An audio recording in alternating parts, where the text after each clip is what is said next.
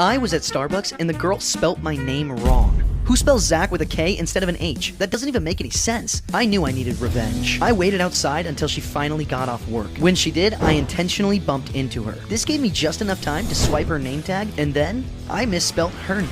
Now I just had to get the name tag back to her. Lucky for me, when I bumped into her and swiped the name tag, I also swiped her driver's license, giving me her exact home address. How would I get inside? Well, when I bumped into her swiping her name tag and driver's license, I also swiped her house key, meaning I could walk right inside. I found her work apron, pinned back on the name tag, and the next day, I watched her work all day with her name spelt wrong. Karma's a bitch. I was ordering a Coke when the waiter asked if Pepsi was okay. I can't believe this. Who would order a Pepsi? I immediately went to go find the manager to complain, but instead, I found a Coca-Cola employee tied up in the back. He explained to me the CEO of Pepsi had gone crazy and was trying to take over the world. He also said he was right behind me. That would have been good to know. He drew his weapon and I drew mine.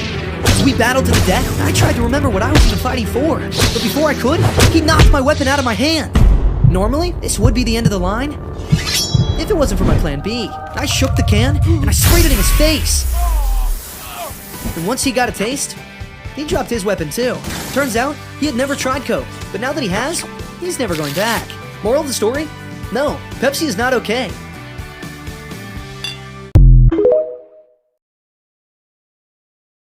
I was at Chick-fil-A, and the employee said you're welcome. Doesn't he know he's only allowed to say my pleasure? I can't let him get away with this. I put together a resume and applied for a job at the exact same Chick-fil-A. After acing my interview, I was officially a part of the Chick-fil-A family. But there's still one person who didn't belong. I worked my way up the employee ladder for months, and after countless my pleasures, I eventually made it on the Employee of the Month wall. But it wasn't enough. So I worked harder, smarter, better, faster, and eventually got promoted to manager, meaning I could finally finish what I started. With my newfound power, I went straight up to the employee that said you're welcome and fired him on the spot. And believe me when I say, it was my pleasure. Subscribe if you haven't already.